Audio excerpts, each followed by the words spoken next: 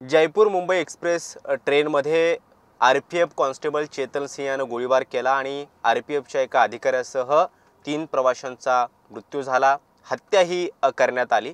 मात्र ज्या रायफलमधून हा गोळीबार करण्यात आला ती रायफलसुद्धा सरकारी होती. त्याच्याकडे असणाऱ्या सर्व्हिस रायफलमधून हा गोळीबार झालेला होता. मात्र या ट्रेनमध्ये नेमका हा थरार कसा घडला ही सगळ्यात पहिली माहिती आर-पी-एफच्या एका जवानाला देणारे होते एसी कोचचे अटेंडंट के शुक्ला.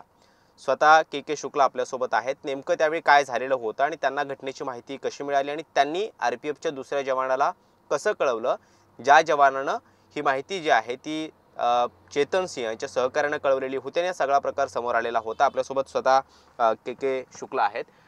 शुक्ला जी, आप बताइए कि वारदात जब हुई तब आप कहाँ पे थे और आपको इसकी जानकारी कैसे मिली? जब वारदात हुई उसके पहले हम लेटे थे वहीं नीचे। जब मानो ठक की मानो जोर की आवाज़ है, ऐसे जैसे आग लग जाती है, ठीक है ना। तो जब हमने उठ के देखा तो उधर से जो वो पैसेंजर था ना 72 में, वो उधर से भाग रहा था। भाग के वो खुद आके बताया कि एक पुलिस वाले ने हवलदार को, एसआई साहब को गोली मार दी। तो हम भी सोचे कि उधर थोड़ा देखें भाई कैसे हुआ। तो क्या किया, डोर बंद करा दिया। अच्छा, आपको गोली की आवाज़ आई थी? गोली की आवाज़ आई थी, लेकिन एक्चुअली में ये नहीं, गोली की आवाज़ तो बाद में पता चली कि हाँ गोली मार दी। लेकिन पहले हम लोग तो देखिए चद्दर कंबल देने वाले हैं, तब तो यही सोचेंगे गाड़ी में कुछ और चीज़ फटा होगा, आग लग गई, वो चीज़ समझ के उठे। आप एसी कोच के अटेंडेंट हैं, तो आप जयपुर से मुंबई आ रहे थे। जी। ये लोग जब आर-पी-एफ वाले गुजरात में सूरत स्टेशन पर चढ़े तो इनसे आपकी मुलाकात हुई थी क्या बीच के ट्रैवलिंग के टाइम पे? नहीं हुई।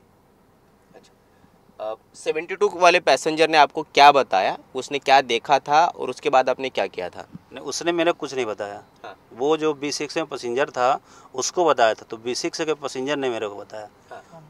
लेकिन जब फायरिंग हो रही थी तब आप वहाँ पे गए, चेतन सिंह को आपने देखा भी है, मतलब राइफल के साथ वो कोच में घूम रहा था। हाँ, तब उसने फायरिंग कर चुका था। कर चुका। क्या देखा आपने, क्या कुछ देखा? क्योंकि आप बोल रहे हैं कि खिड़की से झांक के मैंने देखा तो वो दिखाई दिया। खिड़की नहीं, वो जो बीच का दरवाज़ा बंद होता है उसमें कांच लगे हुए हैं, ये भी पल्ले में, ये भी दोनों पल्ले में। बीच में कुंडी डाल के ना आदमी उधर जा सकता है ना उधर का आदमी इधर आ सकता है। तो वहाँ से दिखाई दे रहा था कि वो एसआई साहब नीचे पड़े थे और वो गन लेके वहीं पे खड़े थे, ये दिख रहा था। क्या कुछ बोल रहा था? क्योंकि कई सारे वीडियो सामने आए हैं जिसमें वो कुछ आवाज़ वहाँ से नहीं आ रही थी। हाँ, लेकिन राइफल के साथ चेतन सिंह आपको दिखाई दिया? हाँ, दिखाई दे रहा था। उसके बाद ये सारी घटना देखने के बाद आपने एक आर-पी-एफ के जवान को कॉल किया, उसको बताया कि ऐसे ऐसे हुआ है। उसके बाद ये सब आर-पी-एफ के दूसरे सहकारी जो हैं उस डिब्बे में गए। किसको आपने फ़ोन किया और क्या कुछ बताया?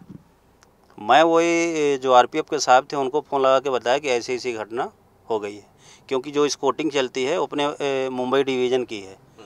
तो उनका नंबर था, वो शाम को मेरे को कॉल किए थे कि मैं अवंतिका से आ रहा हूँ, मेरे को उसमें कोई बंदा अगर अपना हो तो बता दीजिए। तो उस बंदे का नाम बताया था, तब उनका नंबर था, इसलिए मैंने उनको फ़ोन लगाया।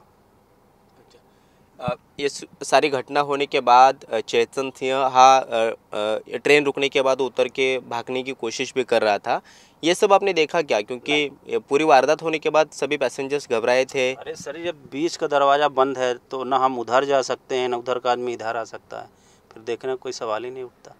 पैसेंजर की हालात क्या थी? लेकिन चेतन सिंह को आपने देखा, उसके बाद पैसेंजर्स भी दिखाई दिए होंगे। पैसेंजर तो सब अंदर बैठे थे ना, वहाँ से पैसेंजर नहीं दिख रहे थे, खाली वो जो बॉडी पड़ी थी वहाँ तक दिखाई देता था, उसके अंदर का, कोच के अंदर का नहीं दिखता, तो कैसे बताएंगे, बताइए। दहिसर स्टेशन के पास, बोरीवली स्टेशन के पास ट्रेन रोक दी गई थी पूरी घटना होने के बाद? ये कन्फर्म है। हाँ। अब किसने रोकी, कैसे रोकी, ये पता नहीं है। हाँ। क्योंकि जहाँ वो बंदा था वहाँ से अपने कोच का फासला बहुत दूर है। मेरा B5 कोच है, B5 के बाद 4 आता है, 3 आता है, 2 आता है, 1 आता है, फिर पेंटी कार आता है, फिर इसके बाद स्लीपर आता है। आरोपी चेतन सिंह ने 4 डिब्बे घूमे, जिसमें 6 डिब्बे हो गए ना, 6 डिब्बे घूमे और जिसमें 4 लोगों की हत्या कर दी। लेकिन ये जानकारी आपको कब मिली कि टिकाराम मीणा जो उनके सीनियर थे उसके ऊपर फायरिंग होने के बाद आपने उसको देखा वो तो था, 5 बजे जानकारी मिल गई थी। उसको आपने उनके लाश के बाजू में देखा था, लेकिन बाकी के पैसेंजर के ऊपर फायरिंग हुआ है ये जानकारी कब मिली? वो बोरीवली में जब गाड़ी रुकी, जब वो पुलिस वाले सब जमा हुए, तब मैं जाके देखा तो B5 के जो उधर साइड गेट था उधर भी एक लाश पड़ी थी। फिर इसके बाद वो पुलिस वाले और कुछ लोग आए, बताए कि उधर स्लीपर में भी 2 लाशें पड़ी, बस बाकी और कोई जानकारी नहीं। जब आप दरवाजे से अंदर की सब देख रहे थे, जो हालात थे, चेतन सिंह किस स्थिति में आपको लग रहा था? पुलिस अब बोल रही है कि उसकी दिमागी हालत ठीक नहीं थी, उसी गुस्से में उसने गोली चलाई, सीनियर के अलावा बाकी 3 लोगों के भी जान ली, लेकिन आपने जो देखा उस देखने के बाद, उसे पूरा नज़ारा देखने के बाद क्या कुछ दिखाई दिया आपको, क्या कुछ महसूस हुआ? नहीं, मैं तो सर उसको सामने से देख नहीं पाया, क्योंकि वो जो गन लेके खड़ा था तो उस दरवाजे के साइड में था, तो वो नहीं दिखता था। वो जो एसआई साहब की लाश पड़ी थी खाली वही दिखती थी। अच्छा, बाकी वो बंदे का चेहरा नहीं दिखता था, अब वो साइड में खड़ा था। पुलिस ने आपका स्टेटमेंट लिया है? बराबर। क्या कुछ ये सब वारदात आपने पुलिस को जो आपको बता रहे हैं वो पुलिस को भी बताएं, वहाँ लिखा हुआ है, बाकी और कुछ नहीं। जितनी जानकारी थी उतनी वहाँ भी दिए हैं, उतनी जानकारी आपको भी दे रहे हैं। तर हे आहेत जयपूर मुंबई एक्सप्रेसच्या AC कोचचे अटेंडंट के शुक्ला आणि त्यांनी आरोपी चेतन सिंहला ASI टिकाराम मीणा यांच्यावरती फायरिंग केल्यानंतर त्या ठिकाणी पाहिलेलं होतं। ते भले त्याच्यापर्यंत पोहोचू शकले नाहीत, कारण सुदैवानं डब्याचा मधला दरवाजा जो असतो तो बंद करण्यात आलेला होता। सगळे प्रवासी घाबरलेले होते आणि त्यामुळे जमेल त्या परिस्थितीमध्ये स्वतःचा जीव वाचवण्याचा प्रयत्न करत होते। मात्र के शुक्ला दरवाजाच्या या बाजूने आतली दृश्य पाहत होते, त्यावेळी चेतन सिंह हा रायफल सहित टिकाराम मीणा यांच्या मृतदेहाच्या शेजारी उभा होता आणि त्यानंतर यांना ज्यावेळी माहिती मिळाली त्यावेळी बोरिवली स्थानकाच्या स्टेशन नजीक ज्यावेळी हे सगळे मृतदेह उतरवण्यात आले त्यावेळी 4 लोकांवरती त्यानं गोळीबार केल्याचं सुद्धा त्यांना समजलं आणि हीच माहिती त्यांनी पोलिसांना सुद्धा दिलेली आहे। हे एक महत्त्वाचे साक्षीदार या प्रकरणातले आहेत, कारण आज चेतन सिंह याला 7 ऑगस्टपर्यंत पोलीस कोठडी जी आहे ती सुनावण्यात आलेली आहे। मात्र या दरम्यान त्याच्या वकिलांना मी निर्दोष आहे, मी काही केलं नाही आहे असं चेतन सिंह सांगत असल्याचं सुद्धा त्यांच्या वकिलांनी आपल्याला पाहायला मिळालं। त्यामुळे चेतन सिंह यानं जो गोळीबाराचा थरार जयपूर मुंबई एक्सप्रेसमध्ये मांडलेला होता, त्यामुळे अनेक प्रवासी हे घाबरलेले आहेत, कोणी समोरून बोलत नाही आहे। मात्र के शुक्ला जे AC कोचचे अटेंडंट होते त्यांनी जे काही पाहिलेलं होतं ते सुद्धा आपल्याला सांगितलेलं आहे। ही दृश्य जी आहेत ती अत्यंत घाबरवणारी होती। मात्र रक्ताच्या थारोळ्यामध्ये 4 मृतदेह ट्रेनमध्ये पडलेले होते। सध्या चेतन सिंह जरी पोलीस कोठडीमध्ये असला तरी मात्र एक्सप्रेसमध्ये जे झालं त्यामुळे अनेक प्रवाशांमध्ये सध्या भीतीचं वातावरण असल्याचं पाहायला मिळतंय। व्हिडिओ जर्नलिस्ट संदेश बाईकर सोबत कृष्णा सोनारवाडकर, TV9 मराठी, मुंबई।